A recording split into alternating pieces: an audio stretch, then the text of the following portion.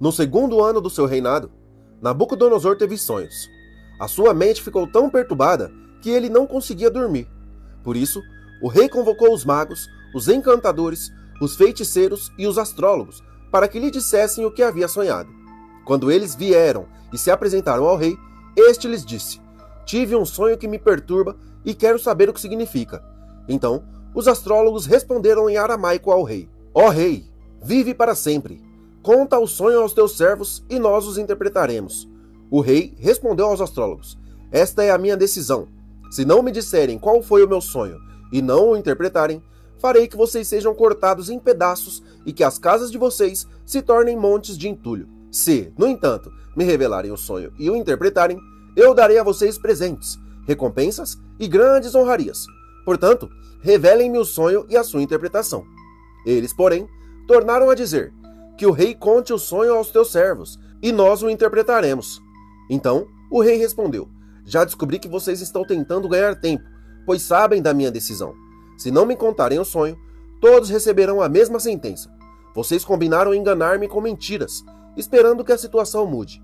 Conte-me o sonho, e saberei que vocês são capazes de interpretá-lo para mim." Os astrólogos responderam ao rei: "Não há homem na terra que possa fazer o que o rei pede. Nenhum rei, por maior e mais poderoso que tenha sido, chegou a pedir tal coisa a algum mago, encantador ou astrólogo. O que o rei pede é difícil demais. Ninguém pode revelar isso ao rei, senão os deuses, cuja morada não se encontra entre os mortais." Isso deixou o rei tão irritado e furioso que ele ordenou a execução de todos os sábios da Babilônia. Assim, foi emitido o decreto para que fossem mortos os sábios.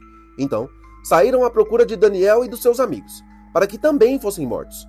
Arioque, o comandante da guarda do rei, saiu para matar os sábios da Babilônia, quando Daniel se dirigiu a ele com sabedoria e bom senso. Ele perguntou a Arioque, o oficial do rei, por que o rei emitiu um decreto tão severo. Arioque explicou, então, o motivo a Daniel. Diante disso, Daniel foi pedir ao rei que lhe desse um prazo, e ele lhe daria a interpretação.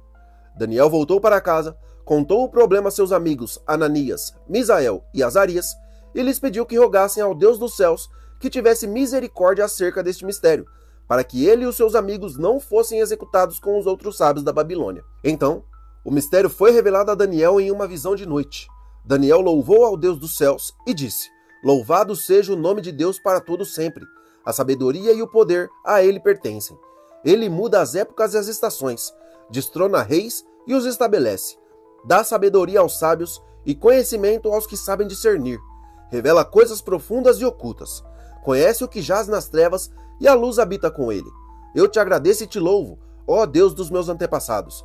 Tu me deste sabedoria e poder, e agora me revelaste o que te pedimos. Revelaste-nos o sonho do rei." Então, Daniel foi até Arioque, a quem o rei havia designado para executar os sábios da Babilônia, e lhe disse o seguinte: "Não execute os sábios. Leve-me ao rei, e eu interpretarei para ele o sonho que teve." Imediatamente, Arioque levou Daniel ao rei e disse: "Encontrei um homem entre os exilados de Judá que pode dizer ao rei o significado do sonho." O rei perguntou a Daniel, também chamado Beltesazar: "Você é capaz de me contar o que vi no meu sonho e interpretá-lo?" Daniel respondeu: "Nenhum sábio, nem encantador, nem mago, nem adivinho é capaz de revelar ao rei o mistério sobre o qual perguntou, mas existe um Deus nos céus que revela os mistérios. Ele mostrou ao rei Nabucodonosor o que acontecerá nos últimos dias. O sonho e as visões que passaram pela tua mente quando estavas deitado foram os seguintes: quando estava deitado, ó rei, a tua mente se voltou para as coisas futuras, e aquele que revela os mistérios te mostrou o que vai acontecer. Quanto a mim, esse mistério me foi revelado não porque eu tenha mais sabedoria do que os outros homens, mas para que tu, ó rei, saiba a interpretação e entendas o que passou pela tua mente. Tu olhaste, ó rei, e diante de ti estava em pé uma grande estátua, uma estátua enorme, impressionante, de aparência terrível. A cabeça da estátua era feita de ouro puro, o peito e os braços eram de prata, o ventre e os quadris eram de bronze, as pernas eram de ferro, e os pés eram em parte de ferro e em parte de barro. Enquanto estavas observando, uma pedra foi cortada sem auxílio de mãos, atingiu a estátua nos pés de ferro e de barro e os esmigalhou. Então, o ferro, o barro, o bronze, a prata e o ouro foram despedaçados e se tornaram como palha das eiras durante o verão, que é levada pelo vento sem deixar nenhum vestígio. Mas a pedra que atingiu a estátua tornou-se uma grande montanha e encheu a terra toda. Foi este o sonho, e nós o interpretaremos para o rei. Tu, ó rei, és rei de reis. O Deus dos céus concedeu a ti reino, poder, força e glória. Ele pôs nas tuas mãos a humanidade, os animais selvagens e as aves do céu. Onde quer que vivam, ele fez de ti o governante de todos eles. Tu és a cabeça de ouro. Depois de ti, surgirá outro reino, inferior ao teu. Em seguida, surgirá um terceiro reino, de bronze, que governará toda a terra. Finalmente, haverá um quarto reino, forte como o ferro, pois o ferro quebra e destrói tudo. Como o ferro despedaça tudo, assim ele destruirá e quebrará todos os outros. Como viste, os pés e os dedos eram em parte de barro e em parte de ferro. Isso quer dizer que será um reino dividido, mas ainda assim terá um pouco de força do ferro, embora tenha visto ferro misturado com barro. Como os dedos dos pés eram em parte de ferro e em parte de barro, assim esse reino será em parte forte e em parte frágil. Como viste, o ferro estava misturado com barro.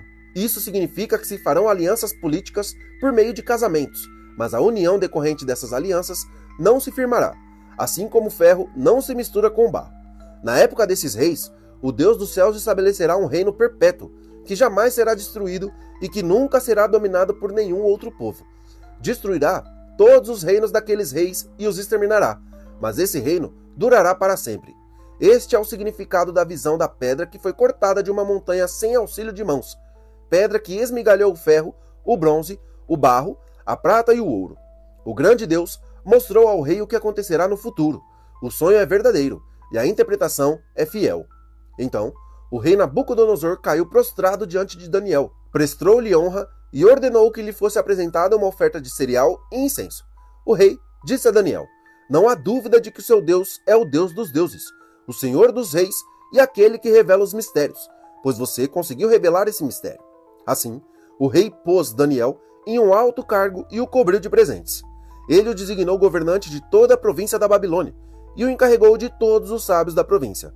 Além disso, a pedido de Daniel, o rei nomeou Sadraque, Mesaque e Abednego administradores da província da Babilônia, enquanto o próprio Daniel permanecia na corte real.